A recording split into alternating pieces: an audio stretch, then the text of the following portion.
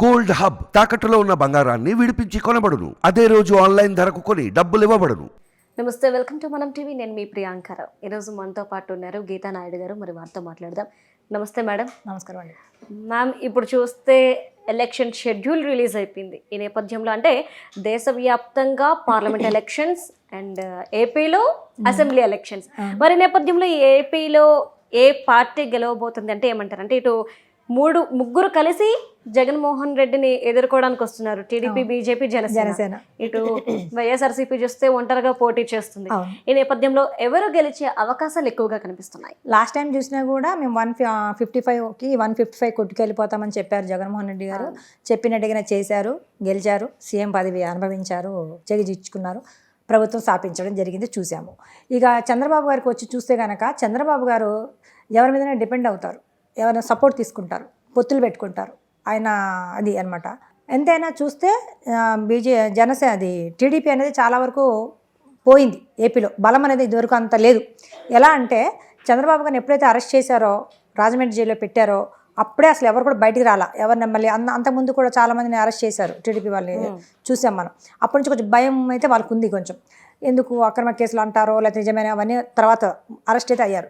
ఎందుకు లేని ఉన్నారు. ఎప్పుడైతే మరి పవన్ కళ్యాణ్ గారు వెళ్ళి ఈయనని చంద్రబాబు గారిని కలిసి బయటకు వచ్చి మాట్లాడి ఏం మాట్లాడుకున్నారో మీడియా కూడా చెప్పలేదు, కానీ బయటికి రాగానే వెంటనే మేము పొత్తులు పెట్టేసుకుంటామని చెప్పేశారు. ఆయన సింగిల్గానే చెప్పేశారు. చెప్పడంతో నాకు అప్పటి నుంచి మళ్ళీ అందరు బయటికి రావటము, నాయకులు కానివ్వండి, కార్యకర్తలు కానివ్వండి, టీడీపీ వాళ్ళు బాగా చాలా హ్యాపీగా ఫీల్ అయ్యారు. కొంచెం స్ట్రాంగ్ అయిందని నాకు అనిపించింది. అంటే లిటిల్ బిట్, వెరీ స్ట్రాంగ్ కాదు, లిటిల్ బిట్ స్ట్రాంగ్ కొంచెం అయింది. అది ఒప్పుకోవాలి.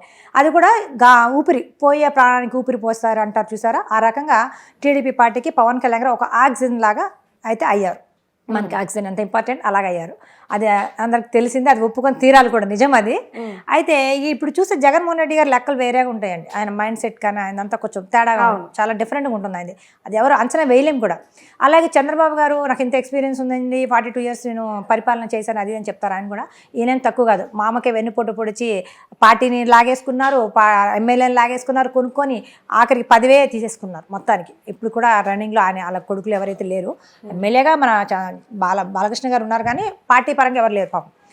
అయితే ఈయన వెన్నుపోటు పోవడంలో చాలా దిట్ట మన టీడీపీ అధ్యక్షులు చంద్రబాబు గారు. అందరికీ తెలిసిన విషయం అది, మనం కొత్తగా మాట్లాడుకోవాల్సిన కూడా ఏం లేదు. ఇక ఇప్పుడు మన పవన్ కళ్యాణ్ గారు జనసేన పార్టీ గారిని చూస్తే లాస్ట్ టైం కనుక ఆయన చూస్తే కనుక ఒకటే సీట్ గెలిచారు, రాపాక గారు. ఆయన కూడా కొన్ని రోజులు ఏమో ఉన్నారు, కొన్ని మంత్స్ అనుకుంటా అంతే గెలిచి ఎమ్మెల్యేగా. మరి ఏమో కానీ ఆయన బయటకు వెళ్ళిపోవడం జరిగింది. మళ్ళీ అధికార పార్టీ అయిన వైసీపీ పార్టీలోకి వెళ్ళిపోవడం జరిగింది. ఆయన ఒక సీట్ కూడా లేకుండా ప్రజెంట్ 0 అప్పుడు. ఇప్పుడు వీళ్ళు ముగ్గురు బీజేపీ అయితే ఏపీలో, తెలంగాణలో స్ట్రాంగ్గా అనిపిస్తుంది, కానీ ఏపీలో అంత స్ట్రాంగ్ అయితే బీజేపీ అనిపించట్లేదు నాకు తెలిసి. అంతకుముందు ఏపీ ప్రెసిడెంట్ సోము వీర్రాజు గారు ఉండేవారు. తర్వాత రీసెంట్గా మళ్ళీ మోడీ గారు చేంజ్ చేసి పురంధేశ్వరి గారికి బాధ్యతలు చేపట్టడం జరిగింది. అలా చూసినా కూడా అంటే ఆవిడ తిరుగుతున్నారు, అన్ని జిల్లాలు తిరుగుతున్నారు, గట్టిగా మాట్లాడతారు. వెరీ స్ట్రాంగ్ పర్సన్ ఆవిడ, లేడీ ఉమెన్. చాలా, ఎందుకంటే వాళ్ళ నాన్నగారు బ్లడ్ అమ్ముకుంటుంది కదా పొలిటికల్గా, ఎన్టీ రామారావు గారిది. బాగా మాట్లాడుతున్నారు, అదేం కానీ స్ట్రాంగ్ చేయాలి, అది మనకు తెలీదు. అది మొత్తానికి ముగ్గురు పొత్తుతో వెళ్తున్నారు. కానీ ఎవరు ఎన్ని సీట్లు ఏంటి అనేది ఇంకా అమిత్ షా గారిని వెళ్ళి కలవటం, ఢిల్లీ వెళ్ళి చూస్తున్నాం మనం. పవన్ కళ్యాణ్ గారు కానీ చంద్రబాబు గారు కానివ్వండి, ఎన్ని సీట్లు ఇస్తారు, ఎక్కడ ఎవరి నుంచి ఉంటారో కొన్ని ఇంకా డిక్లేర్ అవ్వాల్సినవి ఉన్నాయి. పవన్ కళ్యాణ్ గారికి ఫస్ట్ ఏమో 24 సీట్లు ఇస్తామని చెప్పి టీడీపీ వాళ్ళు చెప్పారు, చంద్రబాబు గారు. తర్వాత మళ్ళీ మనం కనుక 1 day 2 day తర్వాత చూస్తే కనుక 21 సీట్లు అని చెప్పారు. అంటే మళ్ళీ తగ్గిపోయినాయి. ఇంకా ముందు కూడా తగ్గుతాయేమో మరి తెలియదు. ఇక మనకి అది వాళ్ళ ఇష్టం, అది వాళ్ళ మీద డిపెండ్ అయి ఉంటుంది, అది మనం చెప్పలేము. పొత్తులు అన్నాక నాకు తెలిసి షేర్ చేసుకోవాలి, సమానంగా ఉండాలి. ఇప్పుడు ఒక పార్టీ పొత్తు పెట్టుకున్నప్పుడు సమానంగా ఉండాలి నాకు తెలిసి, నా వరకు, నా నాలెడ్జ్ వరకు. మరి వీళ్ళకేమో అన్ని సీట్లు వెళ్ళటం ఏంటి, ఈయనకి ఇన్ని తక్కువ సీట్లు రావటం ఏంటి, మరి పవన్ కళ్యాణ్ గారు ఏ రకంగా ఒప్పుకుంటున్నారో దేనికి అనేది మనకు తెలియదు. లోపల ఏమైనా ఇంకేమైనా జరుగుతున్నాయా, వాళ్ళు ఏమన్నా ఒప్పుకొని, మరి అదే తెలియదు. అంత మీడియా వరకు అయితే రాలేదు, అది చూడాలి.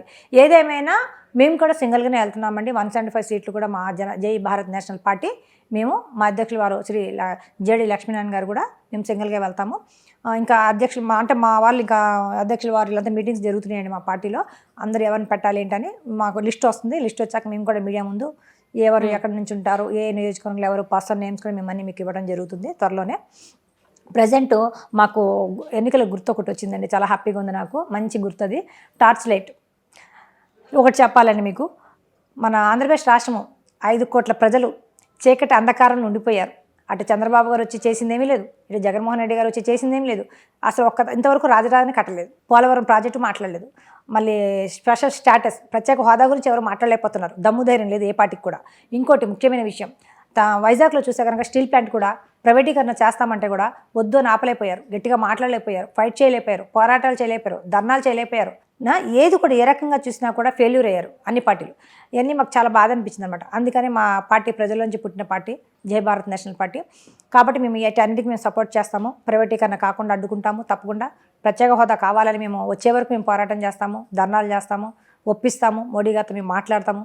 అలాగే అందరూ కూడా వచ్చి కలిసి వెళ్తే బాగుంటుందని మా అధ్యక్షుల వారు కూడా కోరుకుంటారు. అన్ని పార్టీ నుంచి రండి, జగన్మోహన్ రెడ్డి గారు కానీ ఎవరు వస్తారు, వాళ్ళ పార్టీలు వాళ్ళు, చంద్రబాబు గారు, పవన్ కళ్యాణ్ గారు ఎవరు వచ్చినా సరే మేమందరం కలుపుకొని ప్రత్యేక హోదా కావాలి, ప్రజలు మంచిగా ఉండాలి, వాళ్ళకి న్యాయం చేయాలి అన్నదే మా ఆరాటము, మా పోరాటం కూడా.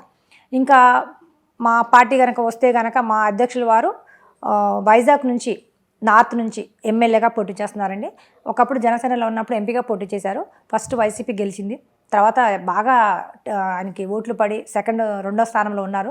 కొద్ది దాంట్లోనే ఓడిపోయారండి. అసలు చాలా వరకు చెప్పాలంటే ఆయన గెలిచారని చెప్తాను నేనైతే. ఎందుకంటే చాలా తక్కువ టైంలోనే క్యాన్వాసింగ్ జరిగింది తొందరగా. అందుకని పవన్ కళ్యాణ్ షెడ్యూల్ అలా ఉందా మరి ఏంటో మరి అలా పెట్టుకున్నారు. అప్పుడు చాలా తక్కువ టైంలోనే క్యాన్వాసింగ్ జరిగింది, ప్రజలు గొప్పగా క్యాచ్ చేయలేపారు. అదే ముందు నుంచి కనుక ప్లానింగ్ ఉంటే కనుక తప్పకుండా జేడీ గారు అప్పుడే గెలిచేవారండి అధ్యక్షులు ఎంపీగా. సరే అందుకే ఈసారి ప్లాన్గా ఒక పార్టీ అధ్యక్షులుగా అక్కడ ఎమ్మెల్యేగా చేస్తున్నారు, నార్త్ సైడ్ నుంచి కన్ఫామ్. తప్పకుండా ఎమ్మెల్యేగా గెలుస్తారండి, నో డౌట్. ఎమ్మెల్యే చాలా చిన్నది మా అధ్యక్షుల వారికి, ఈజీగా గెలుస్తారు, నో డౌట్. అందరూ కూడా అంటున్నారు సార్ మీరు ఎప్పుడు నుంచుంటారు, ఎప్పుడు ఓట్లేద్దామా, ఈయన ఎప్పుడు గెలిపించుకోవాలన్నట్టుగా ఉన్నారు. ప్రజలు కూడా ఆరాటంగా ఉన్నారు, ఇంకా 1 month ఆగాల అన్నట్టుగా ఉన్నారు. తప్పకుండా గెలుస్తారు. మా అధ్యక్షుల వారు తప్పకుండా అసెంబ్లీలో కాలు పెడతారు. ప్రజల సమస్యలు కానివ్వండి, ప్రజల గొంతు తప్పకుండా మా వాయిస్ అనేది మేము గట్టిగా మేము అసెంబ్లీలో వినిపిస్తాము. అలాగే మా అధ్యక్షులతో వారితో పాటు ఇంకా కొన్ని సీట్లు కూడా మా పార్టీ తరఫున మేము గెలుస్తామని మాకు నమ్మకం ఉందండి. అయితే మ్యామ్ మనం చూసుకుంటే అంటే జగన్మోహన్ రెడ్డి మళ్ళీ 2024 ఎలక్షన్లో గెలిచి ప్రభుత్వాన్ని ఏర్పాటు చేస్తారా, లేదంటే అసలు చేస్తారా లేదా అనే విషయానికి వస్తే మీరు ఏమంటారు? చేస్తారంటే 50-50 చెప్తారు. మనం ఇప్పుడు ఏం చెప్పలేము, ఎందుకంటే అది ఏదైనా వేరే సమస్య అయితే మనం ఇలా చేస్తే బాగుంటుంది, అయితే ఇలా అయితే బాగుంటుంది అని చెప్పగలుగుతాం, అక్కడికి అయిపోద్ది, సాల్వ్ అయిపోద్ది. ఇది సమస్య ఏంటంటే ప్రజల మీద ఆధారపడి ఉంది. 5 కోట్ల ప్రజలు ఆలోచనను మనం అంచనా వేయడం చాలా కష్టం, ఎవరి వల్ల కూడా కాదు. కొంతమంది అంటారు మేము వేసాము, ఈ పార్టీ గెలుస్తుంది, ఆ పార్టీ గెలుస్తుందని, అలా డబ్బులు తీసుకుంటానికి అలా ఏదో చెప్తారు, కానీ చెప్పలేము. ఇప్పుడు గెలుస్తారు పార్టీ, రేపు గెలవకపోవచ్చు. మనం చెప్తున్న పార్టీ రేపు అది గెలకపోవచ్చు. అది ఎలా చెప్పగలుస్తాం? అది వాళ్ళ మైండ్ సెట్ మీద అప్పుడప్పుడు వాళ్ళు ఏమనుకుంటున్నారో వెళ్ళి ఓట్లు వేయటం అని జరిగింది. కొంతమందికి ఓట్ బ్యాంక్ అయితే పర్మనెంట్గా ఉండిపోతుంది. ఇప్పుడు జగన్మోహన్ రెడ్డి గారిని అభిమానించే వాళ్ళు ఉన్నారు, క్రైస్తవులు చాలామంది, ఆయనకు ఇష్టము బాగా, ఆయన క్రైస్తవ ఆయన కాబట్టి కంపల్సరీ ఆయన ఓట్ బ్యాంకింగ్ అక్కడ ఉంటుంది, అది ఎక్కడికి పోదు, ఆయనకే పడతాయి ఓట్లు. ఇప్పుడు చంద్రబాబు గారు ఉన్నారు, కొంతమంది చంద్రబాబు గారు అంటే అభిమానం, మాకు ఆయన ఉంటేనే బాగుంటుంది, డెవలప్ అవుతుంది అంటారు. ఆయన ఓట్ బ్యాంకింగ్ ఎక్కడ పోదు, కొన్ని ఓట్లు ఆయన కంపల్సరీగా పడతాయి. అంతేగాని ఎవరు అనేది సీఎం అవుతారు, ఎవరు గవర్నమెంట్ ఫామ్ చేస్తారని చెప్పడం మాత్రం చాలా కష్టం. అట్లాగే మా అధ్యక్షుల వారంటే కూడా జేడీ లక్ష్మీనారాయణ గారు అంటే కూడా ప్రజలకి చాలా చాలా అభిమానం, గౌరవం ఉంది. ఆయన చాలామంది స్కూల్స్కి వాటికి ఫంక్షన్స్ కూడా పిలుస్తుంటే ఇప్పటికీ ప్రజెంట్ అటెండ్ అవుతుంటారు, ఒక మనిషిగా వెళ్ళి మాట్లాడుతుంటారు, ఒక వ్యక్తిగా. మంచి నాలెడ్జ్ ఉంది, అందరికీ మంచి స్పీచెస్ కూడా ఇస్తుంటారు, స్టూడెంట్స్ కూడా మంచిగా. అందుకని మా పార్టీకి కూడా ఈయనని చూసి కూడా మాకు ఓట్లు వస్తాయి. మా సారు మంచితనానికి కానివ్వండి, మా పార్టీ మేనిఫెస్టో కానివ్వండి, మా పార్టీ విధి విధానాలు కానివ్వండి, మేము చెప్పే విధానం కానివ్వండి, అన్నీ కూడా మాకు సపోర్ట్గా ఉంటాయి. మాకు అన్ని ప్లస్ పాయింట్లు కూడా ఉన్నాయి, పాజిటివ్గా అయితే వస్తుంది మాకు. మేము కూడా ఎన్ని గెలుస్తాం మా పార్టీ మేమే చెప్పలేకపోతుంది, ఎందుకంటే మాకు మంచిగా ఉంది రెస్పాన్స్ అయితే మంచిగా. చాలా ఇంకా కొన్ని రోజులు గడిస్తే ఏమైనా చెప్పగలుస్తామేమో నాకు అనిపిస్తుంది. మ్యామ్ మొత్తం మీద చూస్తే కనుక ఇంతకుముందు మీరు అన్నట్టు మామగారిని చంపి ఆ పార్టీని తీసుకున్నారు, ఆయన వారసులు ఎవరు ఇందులో లేరు అనేసి. మరి అలాంటి వ్యక్తే 2 సార్లు సీఎంగా ఎన్నికయ్యారు. మరి ఈసారి కూడా ఆయన ఎన్నికయ్యే అవకాశం ఉంది అంటే మళ్ళీ ఆయన వస్తారంటే అదే ప్రజల నాడి మనం చెప్పలేమమ్మా, అది ప్రజల మీద డిపెండ్ ఉంది. 5 కోట్ల ప్రజల నాడి నేను ఎలా గుర్తించగలుగుతాను? ఇంటింటికి వెళ్ళి ఒక్కొక్కరిని అడగలేను కదా, చాలా కష్టం, చాలా టఫ్ అది. కాబట్టి ఇప్పుడు మనం ఏం చెప్పలేం, ఒక గవర్నమెంట్ అయితే కంపల్సరీ ఫామ్ అవుతుంది మేలో కంపల్సరీగా. అది ఏదో ఏ పార్టీ అనేది నేను చెప్పలేను, అది ముందు ఎలా చెప్పగలుగుతాం? అవ్వచ్చు, జగన్మోహన్ రెడ్డి గారు అవ్వచ్చు, లేకపోతే మళ్ళీ ఇలా అవ్వచ్చు, చెప్పలేము. Thank you so much ma'am. Thank you.